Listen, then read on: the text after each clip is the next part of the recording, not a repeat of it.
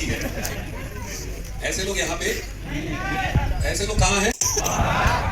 बाहर हैं।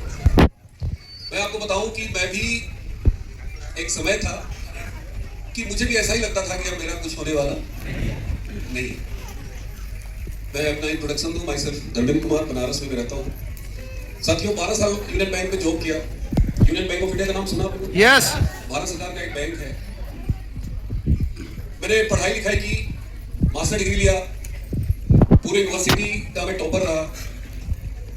और मैं अगर बताऊं, मैं बोर्ड से लेके, इंटर से लेके, ग्रेजुएशन से लेके, मास्टर डिग्री से लेके थ्रू आउट डिस्टिंक्शन अचीवर रहा।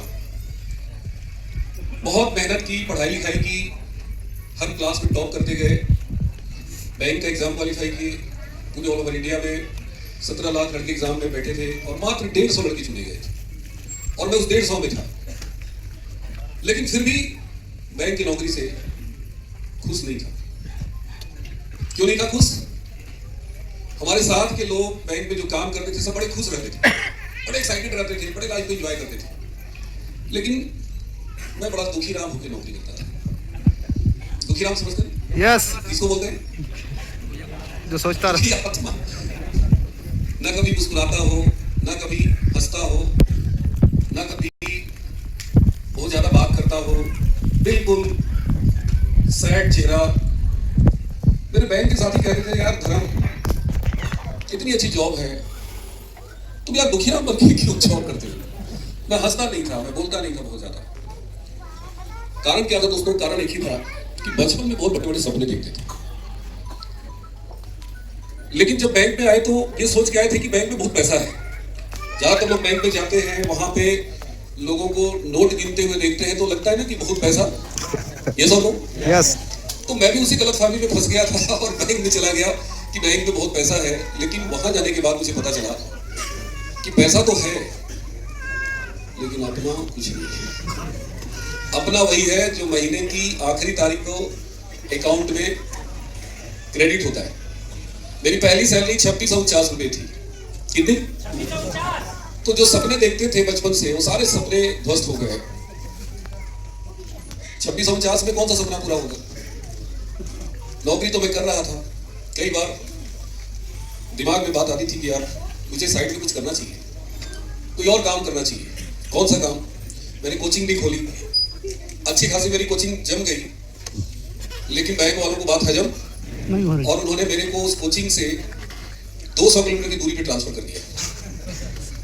ऐसी जगह कि जहां ना बिजली हो, न पानी हो। आप सुनते हैं ना, ऐसी ऐसी जगह ब्रांचेज हैं उत्तर प्रदेश में। मेरी कोचिंग खत्म हो गई, वापस से फिर वही स्थिति में चला गया। बड़ा निराश मैं था।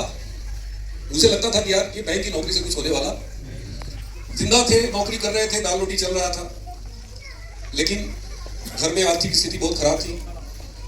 मैं बताऊं, मैं बेसिकली बिहार से हूँ, गया डिस्ट्रिक्ट का मैं रहने वाला हूँ। बाबूजी किसान थे, 5 भाई, 1 बहन, 6 भाई बहन का परिवार था। दोस्तों, बहुत ज्यादा गरीबी थी। मैं खाली पैर स्कूल जाता था। ठंडी के मौसम में कभी पैजामा नसीब नहीं हुआ, हाफ पैंट पहनते थे और हाफ पैंट फट जाता था तो माँ चिप्पी लगा देती थी। इधर फट गया तो इधर चिप्पी, इधर फट गया तो, और कई बार चिप्पी फट गया तो चिप्पी के ऊपर भी चिप्पी लगा देते थे। देखो आप लोग कितना मजा ले रहे हैं, गरीब आदमी का लोग मजा लेते हैं। हाँ जी सर, अच्छा मजा नहीं ले रहे तो फिर हंस क्यों रहे भाई? आपकी तकलीफ सुन के। आरसीएम में हंसिए, मेरे ऊपर मत हंसिए। साथियों, मैं अपने बारे में थोड़ा सा इसलिए बता रहा हूँ कि बहुत सारे लोगों को लगता है कि ये आरसीएम वाले कोई दूसरे ग्रह से आए। क्या लगता है? दूसरे ग्रह से नहीं है सर, हम आप ही के ग्रह से। ये थोड़ा कोट टाइप पहन लेते हैं ना, तो इसलिए लोगों को लगता है कि भाई साहब पता नहीं कहाँ से आए हैं। हंसने दीजिए सर। पुरानी कहावत सुने होंगे, हंसा हुआ घर ही बसता है। लोग जितना हंसेंगे उतना ज्यादा आप बसेंगे। मेरे ऊपर लोगों ने बहुत हंसा है, हम पूरे फैमिली मेंबर्स के ऊपर लोगों ने बहुत मजाक उड़ाया, बहुत हंसी उड़ाई। गांव के लोगों ने हंसी उड़ाई, स्कूल के बच्चों ने हंसी उड़ाई, स्कूल के टीचर ने हंसी उड़ाई, अपने रिश्तेदारों ने हंसी उड़ाई, दोस्तों ने हंसी उड़ाई। अरे कोई छोड़ा है? किसी ने नहीं छोड़ा। साथियों, नौकरी लग तो गई थी, लेकिन वो जो बचपन की टीस थी ना, वो जो दर्द था, वो दर्द मेरे अंदर इतना ज्यादा था कि दिमाग में एक ही बात चल रही थी, यार इस नौकरी से कुछ होने वाला नहीं है, मजा नहीं आएगा। कुछ ऐसा करना है लाइफ में, कुछ जिंदगी में वो चीजें हासिल करनी है कि जिन जिन लोगों ने हंसा है उन सभी को जवाब देना है, उन सभी को जवाब देना है। और यही कारण था कि उस जॉब से मैं जरा सा भी खुश नहीं था। बचपन बहुत अभाव में बीता, बहुत गरीबी में बीता, लेकिन सोच बहुत बड़ी थी, सपने बड़े थे, उत्साह था जीवन में कुछ करने का। लेकिन नौकरी में चला गया, शादी हो गई, बाद में मेरे और भाई पढ़ लिख के अच्छे जॉब में चले गए, लेकिन दिमाग में बस वही टीस थी कि यार कुछ करना है। और यही कारण था कि पहली बार आरसीएम की मीटिंग में मैं आया और माय ग्रेट अपलाइन परम आदरणीय सुजीत कुमार जी ने जोड़ा। सर को देखने के बाद, उनकी इनकम को चेक करने के बाद, कंपनी को चेक करने के बाद दोस्तों मैंने निर्णय लिया। क्या निर्णय लिया? आरसीएम करना। निर्णय तो बहुत लोग लेते हैं, लेकिन ज्यादातर लोग परिणाम तक नहीं पहुंच पाते, मंजिल तक नहीं पहुंच पाते, बीच रास्ते में ही दम तोड़ देते हैं। ये नो? मेरी बात से कितने लोग सहमत हैं, एग्री करते हैं? 99% लोग एग्री करते हैं। दोस्तों, मैंने जब सुजीत सर की इनकम को देखा, कंपनी के विजन को देखा, प्लान को देखा, तो फिर मैंने निर्णय लिया कि मुझे करना है। और बचपन से एक अच्छी आदत थी हमारी कि एक बार जो निर्णय कर लेते थे तो फिर उस निर्णय पे अडिग रहते थे। मेरा निर्णय कोई बदलता नहीं था। मैंने जब बैंक की तैयारी शुरू की, उस समय बीएससी पार्ट 1 के छात्र था मैं, और 18 साल 3 महीना मेरी उम्र थी। जब मैंने फॉर्म भरा तो मेरे साथ का लड़का मेरे रूममेट था, मुन्ना नाम था। मुन्ना मेरे को बार बार यही कहता कि धर्मेंद्र तुम्हारा ये डिसीजन गलत है, बीएससी का एग्जाम छोड़कर मैं बैंक का एग्जाम देने वाला था। मैंने निर्णय कर लिया कि मुझे बीएससी नहीं करनी, मुझे पहले बैंक करना है। मेरा दोस्त ने मेरे को बहुत समझाया कि तुम्हारा ये निर्णय गलत है। मेरे घर वालों ने समझाया, मैं जिस लॉज में रहता था उस लॉज के लड़कों ने समझाया कि अरे यार 150 वैकेंसी है और तुम परीक्षा पहली बार दे रहे हो, वो भी ग्रेजुएशन का एग्जाम छोड़ के, तुम्हारा ये निर्णय गलत है। लेकिन दोस्तों, मेरे दिमाग में बस एक ही चीज चल रही थी कि मुझे नौकरी लेनी है, क्योंकि बचपन में बहुत अभाव था, घर में बहुत ज्यादा परेशानी थी, सारे भाग बढ़ रहे थे, आय का कोई स्रोत नहीं था। बाबूजी खेतीबाड़ी से बड़ी मुश्किल से हम लोगों को सरवाइव करा रहे थे। मेरे दिमाग में किसी की मैं नहीं सुना, मेरे दिमाग में बस परीक्षा चल रही थी, बैंक का एग्जाम। मुन्ना कहता कि यार नहीं होगा तेरा सिलेक्शन। मैंने मुन्ना से पूछा, यार ये बताओ मेरा क्यों नहीं होगा? उसने कहा सीट है मात्र 150, लड़के हैं, एप्लीकेंट है 17 लाख। हमने कहा सीट अगर 1,500 भी हो जाता है तो उसे क्या फर्क पड़ता है भाई, हमें नौकरी तो एक ही पद के लिए चाहिए ना। आप 15,000 वैकेंसी हो, चाहे 1500 हो, चाहे 150 हो, आप सारी नौकरी तो नहीं हासिल करेंगे ना, आपको तो एक ही पद चाहिए ना। यस और नो? यस। मैंने कहा यार 150 है, मुझे तो एक ही चाहिए, 149 तो फालतू है, बेकार की चीज है। मुन्ना ने कहा कि बेटा 17 लाख लड़के हैं। मैंने कहा 17 लाख में डी कुमार तो एक ही है ना। 16,99,999 बेकार है। यस और नो? मुन्ना ने कहा कि बेटा डायलॉग तो अच्छा मार लेता है, रिजल्ट बताएगा। मैंने कहा रिजल्ट वही होगा जो हम चाहेंगे। दोस्तों, मुन्ना मेरे को रोज बोलता कि तेरा सिलेक्शन नहीं होगा, और मैं मुन्ना को रोज मुस्कुरा के बोलता कि भगवान भी नहीं रोक सकता, भगवान भी नहीं रोक सकता। मुन्ना कहता कि तेरा सिलेक्शन हो जाएगा तो मैं गट्टा काट लूंगा। हमारे बिहार में हाथ को क्या बोलते? उस लॉज में 7-8 लड़के ऐसे थे जो पिछले 5 साल से तैयारी कर रहे थे, 4-5 इंटरव्यू दे चुके थे, छट गए थे। मेरे को उन लड़कों से मिलाया गया। क्यों मिलाया गया? ताकि मैं अपना निर्णय बदल दूं। उन लड़कों ने भी यही सलाह दी, हमसे सीनियर थे वो सारे के सारे, 5 साल से तैयारी कर रहे थे, कोई 6 साल से कर रहा था। सभी ने यही सलाह दिया, कह रहे ग्रेजुएशन कर लो चुपचाप, न घर के रहोगे, न घर के रहोगे, थोड़ा बोलो ना आप लोग, न घर के न घाट के, न घर के रहोगे न घाट के। आरसी में भी आपको लोग ऐसे ही बोलेंगे, कुछ नहीं होने वाला, न इधर के रहोगे, हम उधर के रहेंगे। सेम वहां पे मेरे सामने सिचुएशन थी। उन सभी ने मेरे को सलाह दी कि अभी ग्रेजुएशन कर लो, बाद में तैयारी करना। मेरे दिमाग में चल रहा था पार्ट 1 पास करेंगे, पार्ट 2, पार्ट 3, पता नहीं फिर कितना संघर्ष करना पड़ेगा, मुझे इसी बार परीक्षा देनी है। मैंने किसी की नहीं सुनी। पूरी रात कुर्सी टेबल पे बैठ के ललटेन जला के, उस समय लालू जी का युग था बिहार में, बिजली नहीं रहती थी, तो हम लोग ललटेन जला के पढ़ते थे। खाना नहीं खाते थे कि नींद आएगी, पूरी रात पढ़ाई की, पूरा दिन बैठ के पढ़ते थे, पसीने में पढ़ते थे। 10 महीने के लिए भूल गए कि इस जमीन पर, इस धरती पर मैं भी हूं। और मुन्ना मेरे साथ रहता, मेरे रूममेट था, वो देखता मेरे को पढ़ता हुआ तो खूब हंसता, रावण जैसा। तू कुछ भी कर ले, तेरा होने वाला। मैंने कहा क्यों नहीं होगा? बोला गट्टा काट लूंगा। एक ही बात बोलता था। साथियों, मैं परीक्षा देकर आया, मुन्ना ने पूछा कैसा हुआ पेपर? मैंने कहा यार मेरा नहीं होगा तो किसी का नहीं होगा। बोला तुमको इतना भरोसा है? मैंने कहा यार तुमको जितना भरोसा है ना, उससे 10 गुना ज्यादा भरोसा है।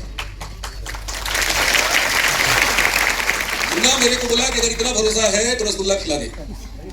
मैं मिठाई की दुकान में ले गया उसको, मैंने कहा यार उसको रसगुल्ला खिलाओ। रसगुल्ला मुंह में डालते हुए पूछ रहा है सच में हो जाएगा क्या? मैं कहा अभी रसगुल्ला खिला रहा हूँ, किस बात का?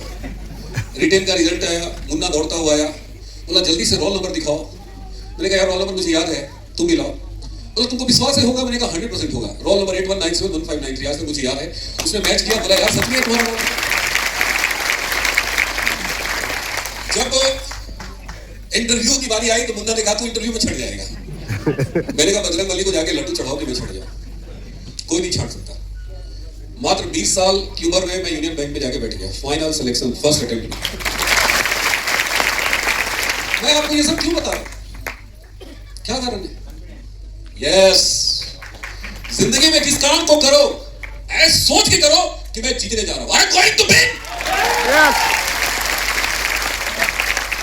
इस धरती पर 99% लोग घर से निकलते तो हैं, लेकिन उनके दिमाग में क्या चलता है पता नहीं यार। कोई सुनेगा कि नहीं सुनेगा पता नहीं यार, कोई छुड़ेगा। 4 आदमी मिल गया बीच रास्ते में और मिल गया और कहता है हारसीएम कर रहे हो, बर्बाद हो जाओगे। क्या बोलता है? और घर में आके हम क्या सोचते हैं? करेगी? हाँ यार तो बड़ा मुश्किल है, यहां तो करेंगे। यहां से बाहर निकलने के बाद आपकी दुर्गति क्या होने वाली है वो मैं बता रहा हूं। और आप में से 99% लोग हार मान के घर में बैठ जाते हैं कि हाँ यार ये तो बड़ा मुश्किल है। साथियों, मैंने एग्जाम पास किया, शादी हो गई, बच्चे हो गए, सब कुछ नॉर्मल लाइफ था। आरसीएम आ गया। जब मैं सुजीत कुमार सिंह जी से मिला, निर्णय कर लिया। क्या निर्णय कर लिया? जोर से बोलो। आरसीएम करेंगे। पहली बार निर्णय क्या किया था? बैंक का एग्जाम देंगे, सेलेक्ट होंगे, बैंक में जाके बैठ जाएंगे। लेकिन दुनिया ने क्या किया? पूरी ताकत से मेरे निर्णय को बदलने का प्रयास किया। यस और नो? लेकिन मेरा निर्णय बदला? अगर मेरा निर्णय बदल जाता तो मैं बैंक में जाता? नो। अब दोबारा से वहां तो एक मुन्ना था, यहां तो चारों तरफ मुन्ना ही मुन्ना है। इतने मुन्ने हैं, जिधर नजर दौड़ाओ मुन्ना प्रकट, भरे पड़े मुन्ना। और यहां तो इतना ज्यादा चैलेंज मिला। सबसे बड़ा मुन्ना मेरे ब्रांच में ब्रांच मैनेजर था मेरा। वो रोज मैनेजर साहब कहता खेरे धर्मेंद्र टाई सूट उतार लो, ये सबसे कुछ होने वाला नहीं है। हर दिन मेरा ब्रांच मैनेजर, मेरे बैंक के अकाउंटेंट, मेरे बैंक के साथी कोई इशारा करता मेरी तरफ, मतलब वो जो है ना उसका फ्यूज उड़ गया, दिमाग खराब हो गया। ये आरसीएम से लाखों रुपए महीने कमाएगा। साथियों, चैलेंज खूब मिला। बचपन से एक अच्छी आदत थी, चैलेंज को हमेशा मैंने एक्सेप्ट किया। चैलेंज को आपने क्या किया? करेंगे? इधर से आवाज नहीं आ रही है। आरसीएम में आपको बहुत चैलेंज मिलेगा, और नहीं मिल रहा है मतलब आरसीएम कर नहीं रहे आप। मैसेज क्लियर है? चैलेंज नहीं मिल रहा है मतलब आरसीएम नहीं कर रहे। आरसीएम करने का मतलब क्या होता है अभी मैं बताऊंगा आपको, बहुत शॉर्ट में बताऊंगा। चैलेंज बहुत मिले, लेकिन चैलेंज को एक्सेप्ट करना मेरे डीएनए में है। क्या है? डीएनए। थोड़ा जोर से बोलो ना। डीएनए में। आपके डीएनए में क्या है? देखो एक बंदा बोल रहा है, बाकी सब नहीं बोल रहा है। आपके डीएनए में क्या है? चैलेंज एक्सेप्ट करना। अरे आपके रिश्तेदार आपको चैलेंज करते हैं जी, आपके दोस्त आपको चैलेंज करते हैं, आपका पड़ोसी आपको देख के हंसता है। क्यों हंसता है? आरसीएम कर रहा है। करोड़पति खा रहा है। ये भी डी कुमार बन जाएगी। मेरा मैनेजर कहता था सुजीत कुमार सिंह बन जाएगा। जब मैंने शुरू किया था उस समय सुजीत कुमार सिंह के मरण थे। आज तो सफायर हो गए। और उस समय मैंने कुछ चैलेंज क्या करता था, ये सुनील कुमार सिंह बन जाएंगे, स्टार मूवी बन गए जी। क्या बन गए? दारू भी। अरे चैलेंज एक्सेप्ट करने वालों की ताली ऐसे बजती है क्या? हाँ? या।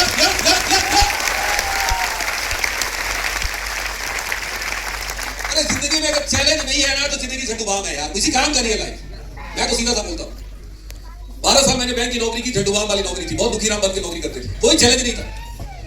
हर दिन सुबह पता था कि मेरा सीट कहाँ है, किस कुर्सी पे बैठना है। हर दिन पता है कि मेरा काम क्या है, सुबह उठ करके नोट गिनना है, कोई चैलेंज नहीं था। यहां आरसीएम में हर दिन चैलेंज है, ट्रेन पकड़ना है।